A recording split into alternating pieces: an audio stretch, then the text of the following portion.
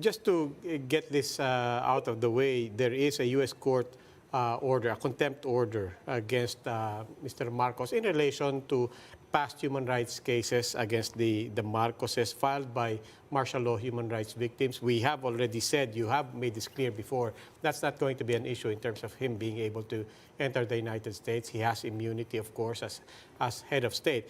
Nonetheless, when it comes to the more informal parts of his program, outside of the UN especially, meeting with civil society, meeting with the private sector, he's bound to have, at the very least, at the periphery, civil society, activists, international media, trying to get his comments, his reactions. What is he braced for in terms of civil society, activists, human rights advocates, the international media, going after him with questions of human rights, the legacy of his father, corruption, and so on? Well, that is something that obviously he or neither any one of us really have any control of because that is just part of history.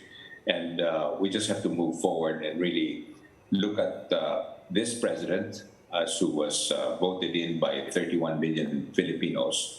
And there are growing numbers that have already joined him. People who did not support him from different levels of society have already come forward and said, it's time for us to really just get together and we want to move this country forward. There's not to say that he's trying to revise history, because history cannot be revised by those who wrote it, and it was wrote by the victors, as he aptly said.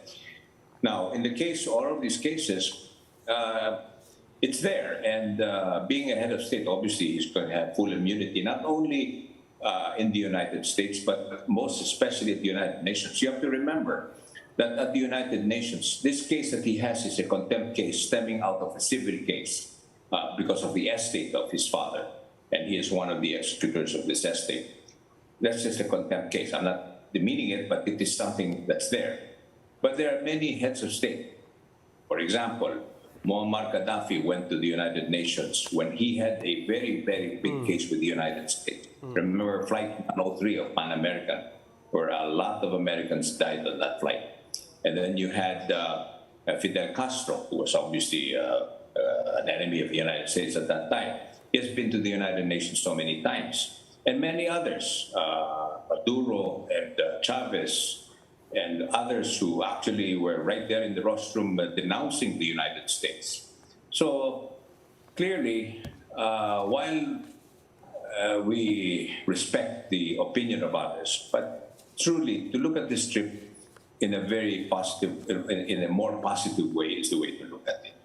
There are people who continue to try to bring all of these things to put a negative spin to it, and that's very unfortunate, because at the end of the day, President Marcos is not going to be the recipient of that negativity at this point, because it's already there. But it's the Philippines. So all these cases are not being thrown away, but it is something that is being faced by their family.